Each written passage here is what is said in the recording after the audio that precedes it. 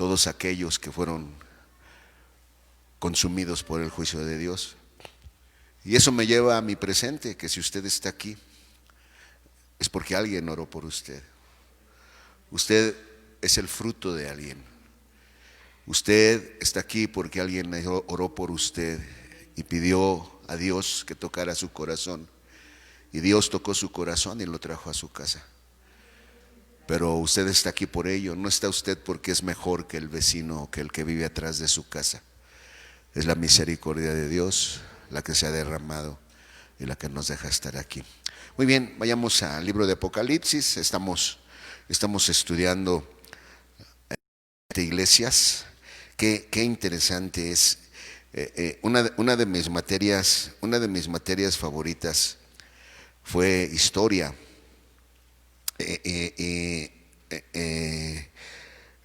Leer sobre la historia es impresionante, ¿no? Y cuando vienes al camino y descubres cómo encaja, como si estuvieras armando un rompecabezas, cómo encajan las piezas, ¿no? La hermana Hicks nos habló de que las 7 iglesias, está en el libro de Apocalipsis, habla sobre los 7 periodos que han existido históricamente desde que Jesús ascendió a los cielos en aquella tarde en Betania. Y por ejemplo, Éfeso corresponde a la iglesia primitiva. Bueno, mejor se los escribo para que ahorita vayamos a entender y van a entender lo impresionante que es estudiar y tener una revelación, porque este mensaje, yo no pagué el precio, yo no oré, yo no ayuné, la hermana Hixi. Ella vivió toda su vida en oración, tenía una casa de 3 pisos. Cuando ella murió, cuando ella partió con el Señor, subieron fotos y alguno de mis amigos llegó a decir, pero pues yo pensé que era una supermansión. No, era una casa de 3 pisos, era de madera, pero dentro estaba llena de tantas cosas que le regalaron. Y decía la hermana Hicks, dice, esto a mí no me interesa.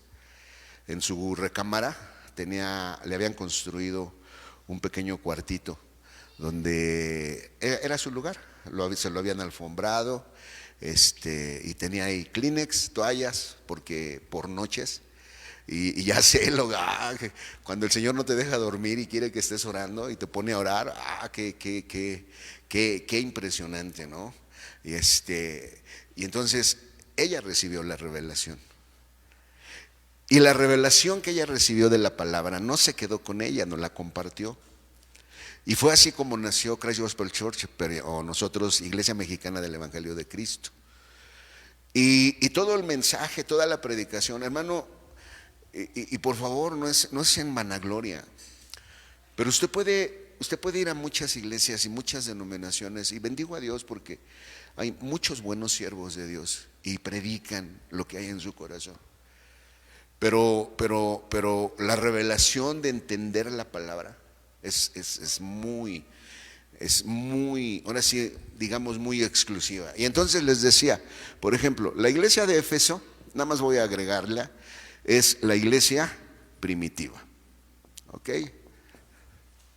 La iglesia de Esmirna es la iglesia perseguida. Desde el año 67, cuando Nerón, emperador de Roma, incendió la ciudad, y cuando lo confrontaron, él fácilmente le echó la culpa a los cristianos, y a partir de ahí empezó la persecución de los cristianos. Fue bajo Nerón que murió Pedro, fue bajo Nerón que murió Pablo, y de ahí empezaron 10 persecuciones desde el año 67 hasta el año 312. Después, como en 1330, como en 340, hubo una pequeña persecución por, bueno, eso meterme en la historia y no me voy a enfocar en la clase, pero persecuciones en todo el sentido de la palabra.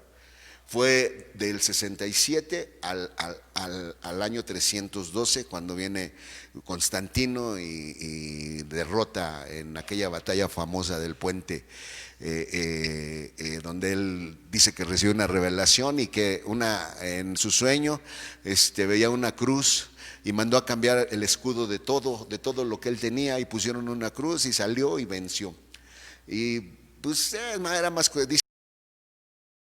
política que religiosa, porque fue hasta que se murió fue que se bautizó. Antes de morir fue que se bautizó. Pero bueno, entonces la iglesia de Esmirna, que corresponde al Abacro, es la persecución de la iglesia. Después estudiamos la iglesia de Pérgamo. La iglesia de Pérgamo tiene que ver con el altar del perfume, y ese habla precisamente desde que se establece el cristianismo. Me había equivocado por muchos años, viví hablando de ese error, porque es un error. Fue hasta el año 380 de nuestra era que se establece el cristianismo como la religión oficial. Hubo un concilio, y en ese concilio se establece el cristianismo como la religión oficial. Ya estaba contaminado todo, nunca hubo cristianos firmes que se mantuvieran. Prueba de ello es que todas las iglesias donde Pablo estableció ahora son musulmanes. Por ejemplo, Constantinopla, Turquía, donde se inicia todo. ¿Por qué? Porque hubo un cristianismo que no supo pararse para defender su fe, porque no entendió lo que estaba viviendo. Y entonces esta iglesia corresponde a la Edad Media, o lo que se conoce como el oscurantismo. Esta época fue una época donde la iglesia tradicional se empoderó de tal manera que estaba por arriba de reyes. Y el único afán, porque es ahí donde se empezó la división de la iglesia cristiana con la iglesia tradicional. En Esmirna los cristianos eran fieles, murieron miles de cristianos por su fe. En Pérgamo muchos pseudocristianos se autoproclaman encargados de las misiones, se autoproclaman obispos, y en lugar de cumplir con el propósito real de la iglesia. El propósito real de la iglesia no es el comprar teclados de 150,000 pesos. El trabajo de la iglesia es llevar las buenas nuevas a los que están perdidos. Ese es el propósito de la iglesia. Precisamente en esa época, después de la persecución durante Pérgamo, la iglesia se va sobre los bienes materiales y hacen a un lado la espiritualidad de los individuos. Y es cuando empieza esa época que se conoce como el oscurantismo. Tiatira precisamente habla cuando acaba, que fue más o menos en 1470, es lo que están diciendo. Por ejemplo, cuando Colón viene a América, cuando cae el segundo reino bizantino. Qué interesante es la historia, cuando te pones a leer y empiezas, no sé, a mí la mente se me va y me imagino arriba de un caballo ahí con los cruzados y todo ello, y dices, qué padre ha de haber sido. Pero cada quien vivió su historia y cada quien vivió su tiempo. Y entonces en Tiatira pasa el oscurantismo y viene una época donde se le llama el despertar de Europa. En esa época se le conoce como el Renacimiento, donde desde 1470 más o menos, perdón, se me olvidó, Pérgamo es más o menos del año 380 a este periodo. Fue el periodo más largo, el del oscurantismo. Pero con Tiatira viene lo que se conoce como el despertar. como el despertar, o sea, un nuevo periodo de luz, donde las artes es cuando vienen los pintores, los escultores, los compositores, porque es un nuevo periodo de luz. Y Tiatira tiene que ver precisamente con el candelero. Qué impresionante es aprender y decirle: Señor, gracias por la vida de quien fue nuestra pastora, de quien vivió con integridad y nos enseñó, porque ahora que puedo tejer la palabra de Dios con la historia, no hay división.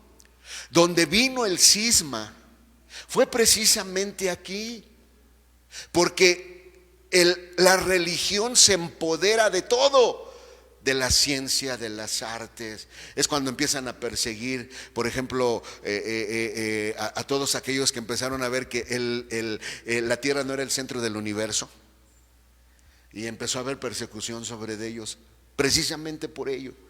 Porque este periodo en Pérgamo, acuérdese, habla del altar del perfume, habla del tiempo de oración.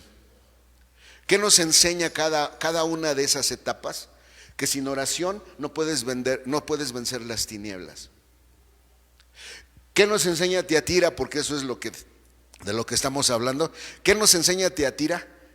Que sin la luz de la palabra, el mundo te va a absorber. Sin la luz de la palabra, el mundo te va a absorber y te va a deslumbrar. Hermanos, en nuestros días la tecnología, en estos 30 años, la tecnología ha crecido lo que no creció en 2000 años. Pero es cierto, la tecnología ha avanzado, pero la maldad del ser humano es peor. Que no le importa al hijo mandar a la calle a su papá con tal de quedarse con la casa para después venderla y tener dinero para placeres que con el tiempo van a acabar rentando cuartos, rentando casas. ¿Por qué? Porque la ambición que tiene que ver con Tiatira es la batalla. Ellos lo vivieron de manera literal, nosotros lo estamos viviendo de manera espiritual. Los cristianos están siendo absorbidos por la luz que brilla allá afuera. Mira un carro del año, mira un iPad, mira tu Mac, esa Mac de 70,000 pesos, porque hay unas Mac preciosas que usan todos los que se dedican al video. 70,000 pesos, mira, una casa, un departamento. Hemos platicado mi esposa y un servidor, ¿no? Las famosas torres esas donde hay una G, ¿cómo se llaman? Big Grand, ¿no? Big Grand. Es impresionante, ¿no? O sea, el departamento te cuesta 8 millones, pero cada mes tú tienes que pagar una manutención. ¿Entre cuánto saldrá? ¿Unos 6, 8? Más o menos, ¿no? 8,000 pesos mensuales de manutención por un departamento de 8 millones de pesos. Si ese edificio, Dios guarde la hora, se cae, ¿qué les queda? Si son 200 departamentos, ¿de quién es ese terreno? Y son los pleitos. Pero viviste en un departamento de 8 millones. Y uno dice, wow. La gente que quiere construir su casa, no, hermano, yo quiero 3, 4, 5, 6, 7 casas, 8 casas, 9 casas. Ok, está bien. Pero usted tiene que entender que estamos en una batalla. Y la luz es el objetivo del enemigo. Por ello, dice la palabra de Dios, y escribe al ángel de la iglesia en Tiatira: el Hijo de Dios, que tiene sus ojos como llama de fuego y sus pies semejantes a latón fino, dice estas cosas: yo he conocido tus obras y caridad y servicio y fe y tu paciencia, y que tus obras postreras son más que las primeras. Mas tengo unas pocas cosas contra ti, porque permites a aquella mujer Jezabel, que se dice profetiza, a enseñar y engañar a mis siervos, a fornicar y a comer cosas ofrecidas a los ídolos. En otras palabras, lo que te estoy tratando de compartir precisamente de ello.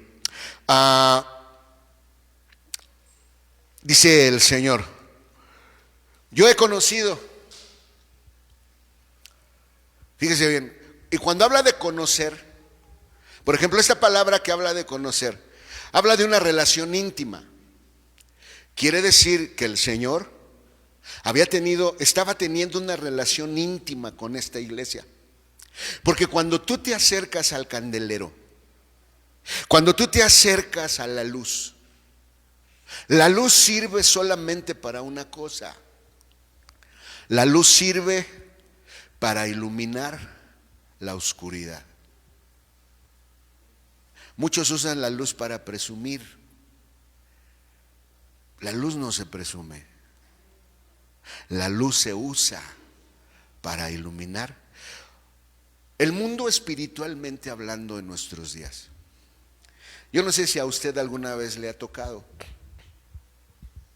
venir, bueno, los que somos de esta zona, cuando vamos a la Ciudad de México tenemos que cruzar Coajimalpa, Contadero, la Cruz Blanca, varias zonas. Cuando llueve,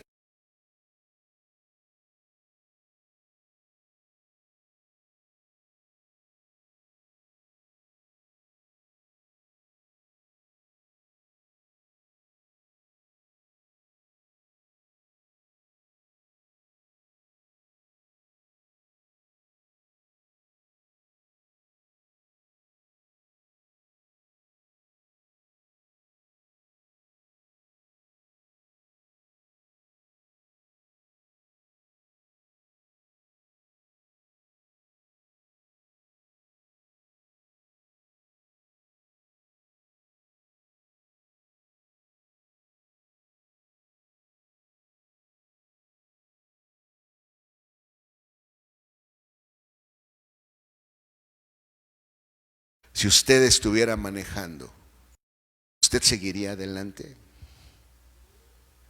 No. ¿Por qué? Porque necesitamos la luz para poder ver en dónde estamos caminando. De eso habla Tiatira. El Señor le dice a Tiatira, oye, yo tengo una relación contigo, qué bueno que me estás buscando, qué bueno que me estás permitiendo iluminarte.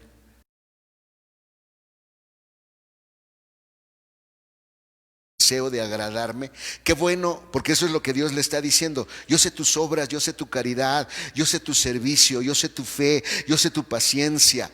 Y sé que tus obras de ahorita son más grandes que las de antes. Pero entonces le dice el Señor, pero ¿sabes una cosa? Ten cuidado. En Éfeso estaban los Nicolaitas. En Esmirna estaba la sinagoga de Satanás. En Pérgamo se juntó Balaam, se juntaron los Nicolaitas y el trono de Satanás. ¡Wow! O sea, ¿qué pasó con la batalla? Va creciendo. Pero aquí de manera especial le dice, oye, ten cuidado. Hermano, una profecía es la voz de Dios para mostrarnos lo que no vemos. Recuerdo cuando estábamos en la escuela bíblica, teníamos veladas de oración todos los viernes. Gracias a Dios tuve la oportunidad y el privilegio de que la hermana Satoko estuviera con nosotros. Y eran veladas de oración todos los viernes. Empezábamos a las 10, salíamos a las 4 o 5 de la mañana. Pero salíamos, me iba a dormir una hora, después como era día libre, venía a ver a mi mamá a su casa. Regresaba en la tarde, preparaba mi uniforme, lo que iba a hacer al otro día que me mandaban a misión. Y nunca me pegaron las desveladas. Bueno, pues aparte estaba bien chavillo, ¿no? 25 años tenía. O sea, Y recuerdo muy bien una ocasión, en una de esas veladas nos pusimos a orar todos con las manos. Hicimos una rueda. Y empezamos a orar, Señor, ayúdanos, Señor, ayúdanos. Y viene una profecía. Y dice, el camino se va a hacer más angosto. Tómate de mí. Eso fue todo. No, pues todos.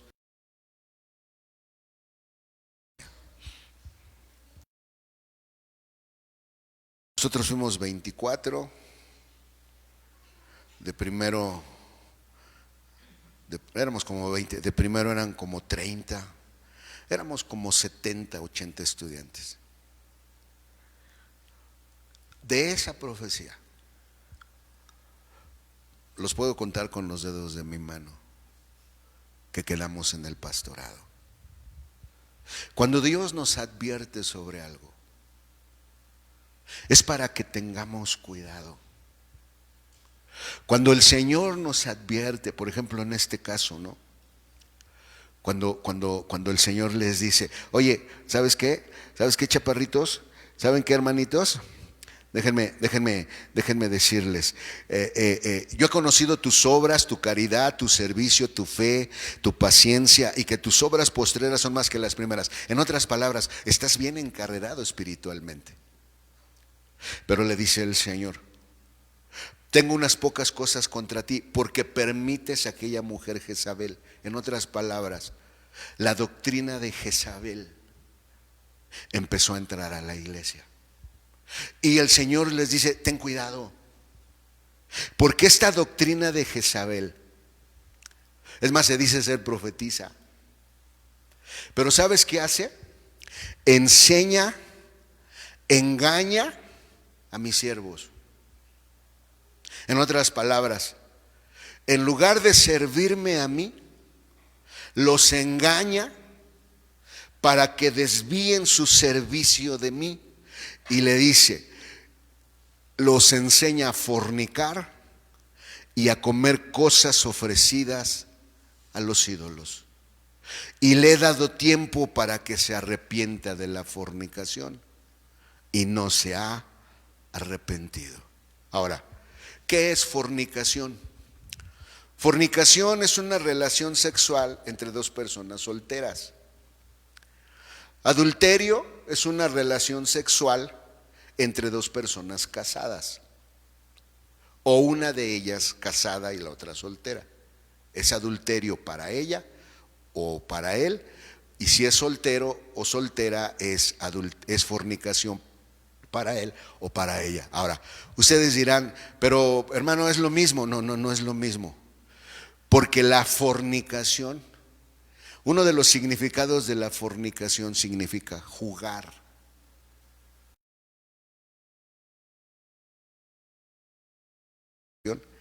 Es jugar. No te paras para definirte. La fornicación tiene que ver con el dedicar mi tiempo a alguien que no es Dios. El fornicar tiene que ver con el tener más pasión hacia algo que no es Dios.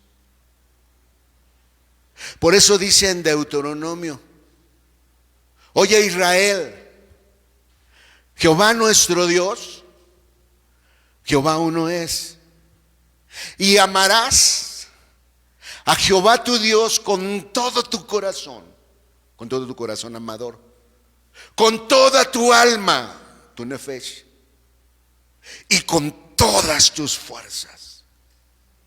En otras palabras, no hay Dios sino Jehová. Pero fornicación significa cuando tú le dedicas más pasión, más interés, más deseo hacia algo que no es Dios.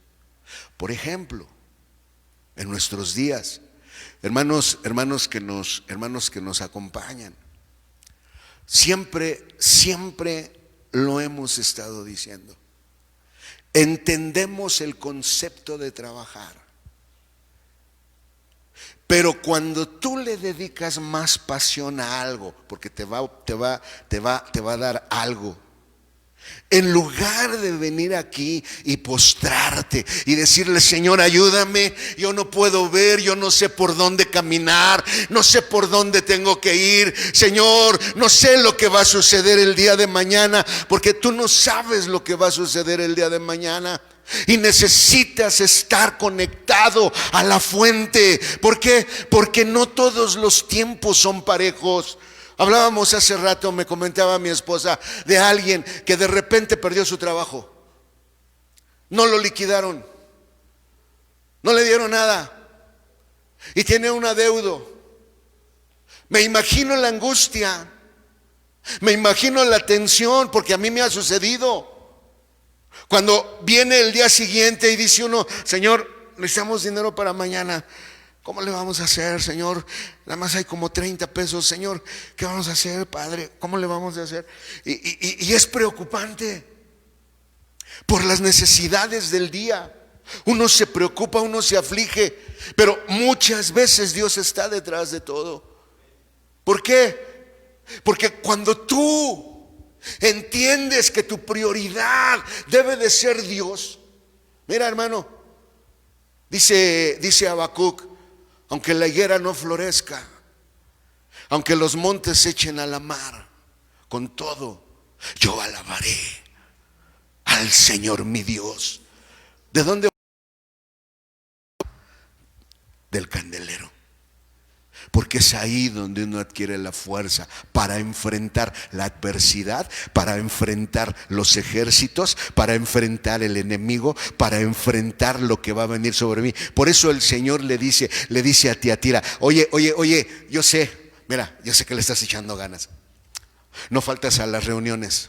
Estás en oración, estás conectado, en tu casa veo que lees tu Biblia, escuchas música cristiana, te estás tratando de conectar conmigo. Ten cuidado, porque va a venir Jezabel. Y si no estás donde debes de estar, Jezabel te va a seducir. Primera de Reyes 16, 30 y 31 dice así: y reinó Acab, hijo de Omri, sobre Israel en Samaria 22 años. Y Acab, hijo de Omri, hizo lo malo a ojos de Jehová, sobre todos los que fueron antes de él, porque le fue ligera cosa andar en los pecados de Jeroboam, hijo de Nabat. Y tomó por mujer a Jezabel, hija de Baal, rey de los Sidonios, y fue y sirvió a Baal. ¿Y qué? Y lo adoró. Cuando tu prioridad es Dios, tú no te vas a dar cuenta, pero tu carácter va a empezar a cambiar. La gente que te conoce va a empezar a notar otra actitud en tu vida. La gente que te conoce, que va a ver la presencia de Dios en tu vida. Si hay algo detrás de lo que Lucifer siempre ha estado en nuestras vidas, es de la unción que su espíritu pone, porque Él nos unge. Cuando tú te comprometes a buscarlo, Él viene y te unge.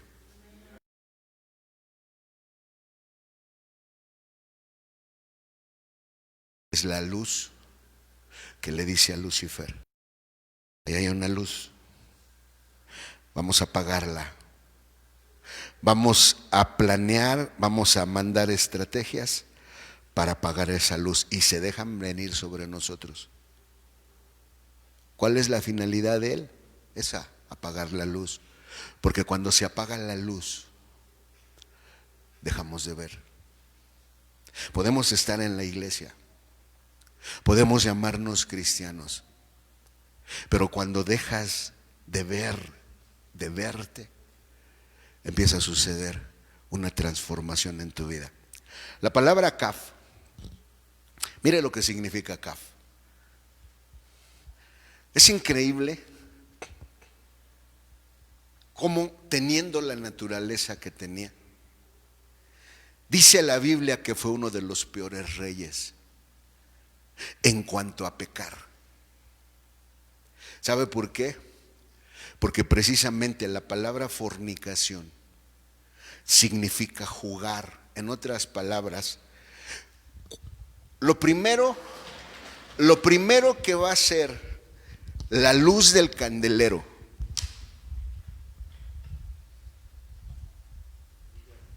cuando tú vas a caminar con Dios, lo primero que va a hacer el candelero cuando tú quieres caminar con el Señor, ¿sabes qué es lo primero que va a hacer la luz? Lo primero que va a hacer la luz es que te va a poner un cerco. Te va a poner un cerco. Y te va a decir, esto sí, esto sí, esto sí, esto sí. Pero esto no, esto no, esto no y esto no. ¿Qué es jugar? Es decir que sí a lo que Dios dice que no. Y decir que no a lo que Dios dice que sí. Eso es jugar. Eso es fornicación. Lamentablemente en nuestra mentalidad finita y mortal, cuando hablamos de fornicación y de adulterio, hablamos de una cama donde dos personas están desnudas teniendo relaciones sexuales. No, hermano, estas palabras van mucho más allá de un simple acto sexual. La fornicación habla precisamente de salir y de hacer y de implementar mi propia ley. ¿Me escucha? Y ese es el peligro. Ese es el peligro con Jezabel. Ay, hermano,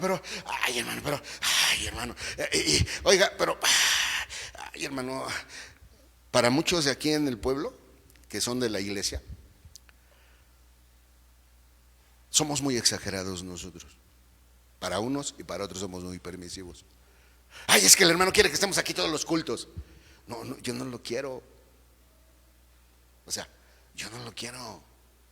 Hermano, usted necesita luz para caminar, y si no tiene luz, no va a poder caminar, no va a avanzar muy lejos. ¿Y sabe qué va a suceder si usted no tiene la luz?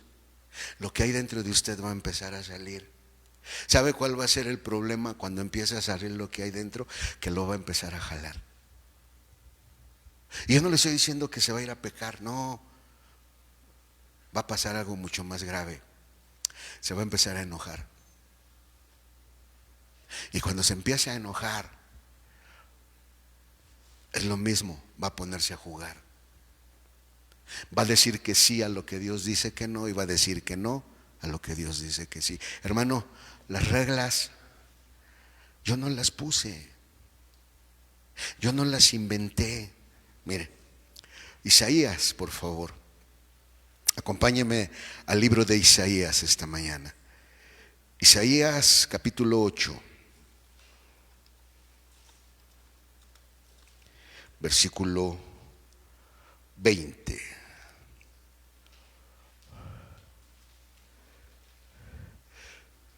Dice la palabra de Dios: a la ley y al testimonio.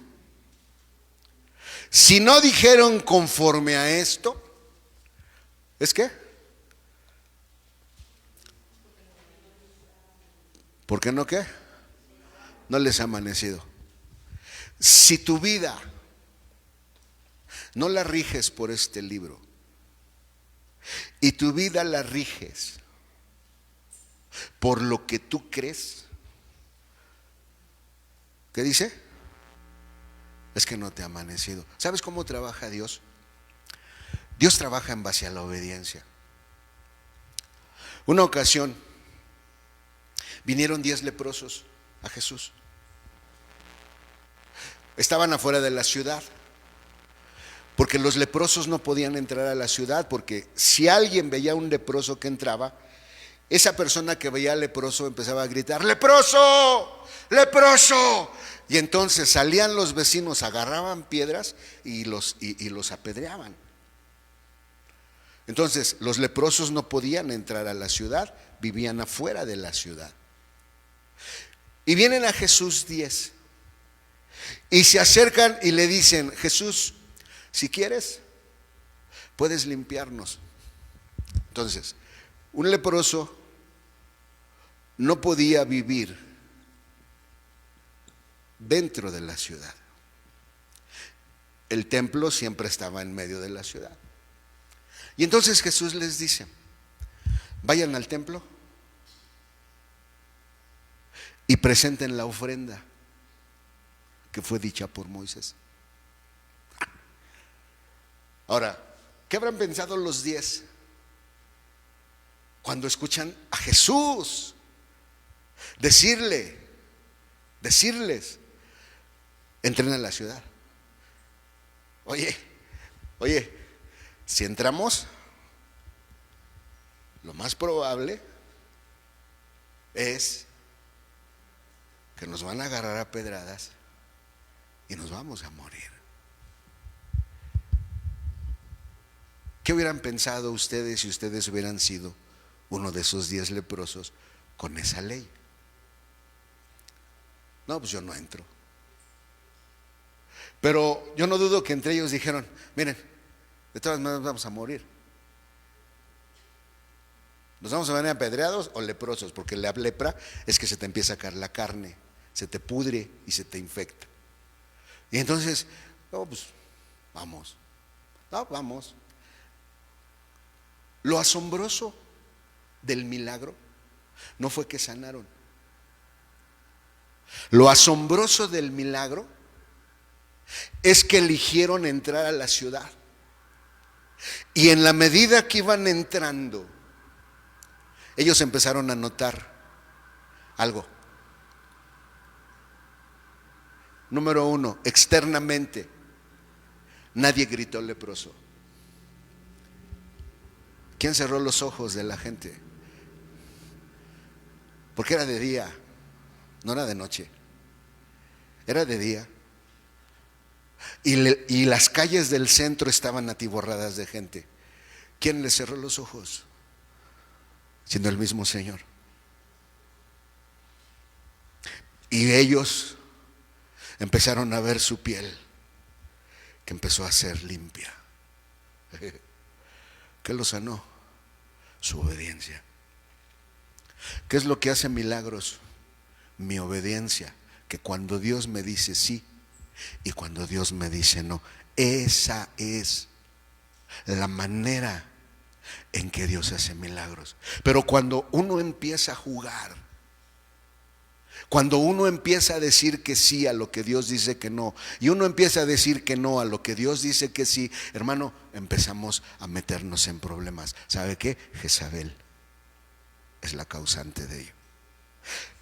Les decía, estudiar Acaf significa hermano, amigo de su padre. Quiere decir que Acaf representa un espíritu afable, un espíritu noble, sin malicia, sin maldad, una persona noble. Pero dice que él se casó con Jezabel. Jezabel era hija de Baal, ¿rey de quién? De los sidonios. Ahora, ¿sabe qué significa sidonio? Mire, léalo usted. La palabra hebrea es sud y significa yacer al lado en espera, atrapar a un animal o hombres, aprovisionarse para un viaje, buscar, cazar, traer. Y ese ha sido la caída para mucha gente de Dios. Porque Jezabel representa un espíritu cazador. Ahora, ¿qué es un espíritu cazador? Es un espíritu que empieza a cazar las fallas, los errores, los pecados, las equivocaciones de los demás. Ese es el espíritu de Jezabel. Por eso el Señor les dice: yo sé tus obras y tu trabajo. Sé que le estás echando ganas, que estás llegando a la oración, que estás levantando mi nombre, que estás gritando, que le estás echando ganas. Pero ¿sabes qué? Ten cuidado, porque el espíritu de Jezabel va a entrar. Oh, Shapahaya. Oh, Sheheya, ella. Y si no te cuidas de Jezabel, Jezabel te va a seducir. Ah, no, y aquí, y nada más yo. Y nada más yo tengo que barrer. Y nada más yo tengo que hacer esto. Y nada más yo voy a hacer el aseo. Y a poco nada más yo el talento. Y a poco yo nada más voy a dar la clase. Pero ya está el hermano, ahí está la hermana. Mira cómo vive. Mira cómo se viste. Mira cómo se comporta. Señor. Y decimos como Elías: todos son pecadores, solo yo quedo. Espíritu de Jezabel. ¿Me escucha? ¿Me escucha, hermano? ¿Me escucha? Ese es el peligro. La batalla para alejarnos de la luz. ¿No? 1978 acepté a Jesús. Empecé a caminar. 26 de agosto de 1978. No se me olvida ese día, ni se me olvidará. Agosto, septiembre, octubre, noviembre, diciembre, enero. Mi papá, contratista, trabajaba con un arquitecto, que en ese tiempo ese arquitecto tuvo mucho trabajo. Entubó parte del río Churubusco, construyó Reclusorio Norte, construyó Rosario, construyó Fobiste Churubusco desde aquellos años. Y mi padre trabajaba con él. Un día me mandó a llamar y me dice mi papá: dice el arquitecto que te quiere ver. Le digo: sí, dale. Y ahí voy. Llego con el arquitecto y le digo: dígame. Oye, Diego, porque eran muy allegados ellos, amigos desde la infancia. Y él tenía una hija, tiene una hija de mi misma edad que nació el mismo día que yo. Y por eso él me tenía mucho aprecio. Entonces me dice: oye, Diego, quiero proponerte un trabajo. Le digo: pues usted dirá. Dice: mira, estoy construyendo una planta de autocar en Santiago Tianquistenco. Dice: nada más que he platicado con el dueño de la planta y y los albañiles y todo el trabajo, todo el personal que se están robando las piezas de los trailers que fabrican ahí. Necesito una persona de confianza que esté en la puerta todo el día hasta la hora en que se van todos los albañiles, y que se van todos. ¿Me puedes ayudar? Pues tonto, sin sabiduría. Nunca lo consulté a Dios y le dije que sí. Dice: nada más que llegas el lunes y te regresas hasta el sábado. Nada más vas a estar sábado y domingo en tu casa. Bueno, está bien. Y me fui y me vine. Y curiosamente aquí en Santiago Tianquistenco está aquí adelantito. La planta hoy se llama Daimler. Bueno, como se pronuncie.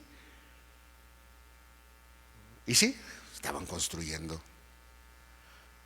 Y me tocó estar ahí durante toda la construcción. Como aquellos querían seguir robando y sabían que era llegado del arquitecto, porque cuando él llegaba, él no llegaba con los ingenieros sobre.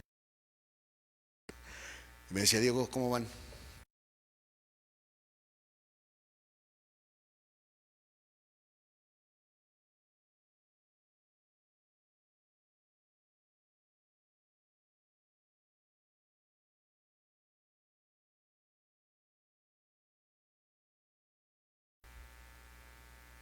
3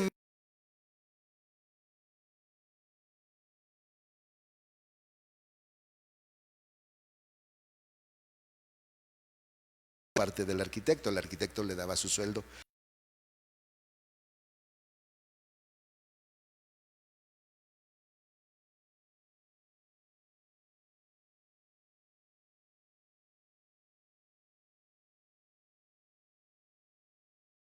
Al final ya lo aceptas, ¿no? Y dices, bueno, así es. Y gracias a Dios por todo ello. Pero a lo que voy es que 3 meses aguante. Porque cada 8 días llegaban. Órale, Diego, órale, órale, órale, vente. Y llegaban con cervezas. Órale. Y yo, no, soy cristiano. Los domingos iba a la iglesia, eso sí. Todo el domingo me iba a la iglesia. Pero ya no iba entre semana. Ya no iba entre semana. 3 meses resistí. Pasado el tercer mes, hermano, a lo que Dios decía que no, empecé a decir que sí. A lo que Dios decía que sí, yo empecé a decir que no. ¿Sabe qué pasó? Regresé al mundo. Regresé al alcohol. A las drogas ya no. No, ya no. Pero regresé a ser un alcohólico otra vez. ¿Cuánto tiempo me costó? Me costó un buen de tiempo. ¿Por qué? Porque ni tú ni yo tenemos la fuerza para enfrentar a Jezabel. Tú y yo necesitamos estar continuamente en la luz del candelero, porque de otra manera Jezabel, con su naturaleza cazadora, se va a levantar en nosotros. Ahí está Javier, cómo viene vestido, y lo suben a tocar. Ahí está la hermana fulana, y es así, y es así. ¿Sabes qué? Jezabel te conquistó y ni cuenta te diste. ¿Me escucha? Esa es la batalla de Tiatira. Hermano, Tiatira es la luz de la palabra. Y en esta luz de la palabra, ¿qué nos dicen a nosotros como pastores? Que les lavamos el cerebro, que les venimos a quitar su dinero, que esto, que lo otro, que aquello. ¿Sabe qué, hermano? Bendigo a la hermana Hicks, está con el Señor. Pero ella me enseñó que sin la luz del candelero, lo que sale dentro de mí me va a empezar a perder. Me va a empezar a perder. Véase usted. Vamos a la iglesia. ¿Qué quiere decir eso? Que su corazón está en otro lado. ¿Es malo trabajar? ¿Es malo dedicarle tiempo a mi esposa? ¿Es malo dedicarle tiempo a mis hijos? ¿Es malo estar con mi familia? ¿Es malo convivir con ellos? ¿Es malo salir a pasear con ellos? ¿Es malo que le diga a mi esposa, a mí me encanta salir con ellos? Mis hijos, por las razones que sean, vamos, no, aquí nos quedamos, sale, vamos. Y estamos, que a veces no les gusta la comida a ellos, que a nosotros sí, ¿no? Le digo a mi esposa, vamos por una pancita, sale, vamos por una pancita. Y ahí estamos comiendo nuestra pancita. Porque es agradable estar con la familia. Pero siempre la pregunta ha sido, ¿por qué tienes que poner a Dios en el último lugar? En tu vida, en tu hogar, en tu familia. Y pones en primer lugar a tu esposo, a tu esposa, a tus hijos, tu trabajo. No, quien debería de ocupar el primer lugar en tu vida es Él. Y una cosa te aseguro, que cuando tú empiezas a caminar, que cuando tú empiezas a decir que sí a lo que Dios dice que sí, y a decir que no a lo que Dios dice que no. ¿Sabes una cosa? Dice la palabra: yo abriré las ventanas de los cielos y derramaré bendiciones hasta que sobreabunden. Esa barra bajaya. ¿Cuál es el punto? Porque de eso se trata. Quiero terminar diciendo esto.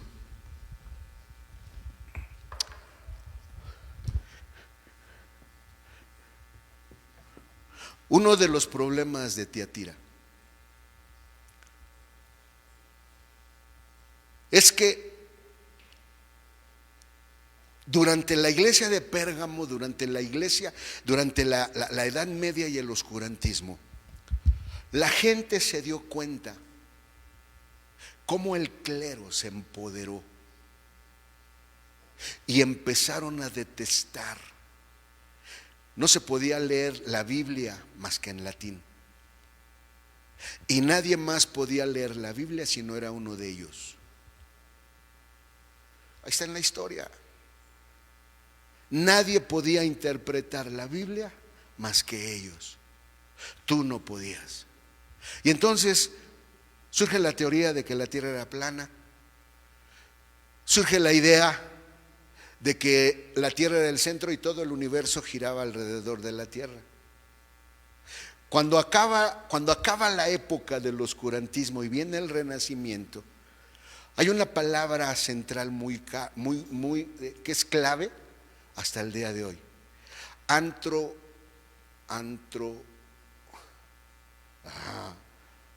Lo repetí. En otras palabras, en el Renacimiento empiezan a hacer al ser humano el centro.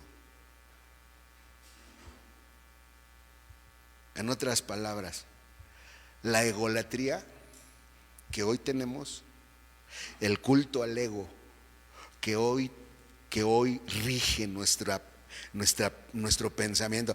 Es que el hermano dice esto, ¿por qué lo dice? Pero a ver, no, es que mientras tú no obedezcas, y no que me obedezcas a mí, yo no quiero que me obedezcas a mí.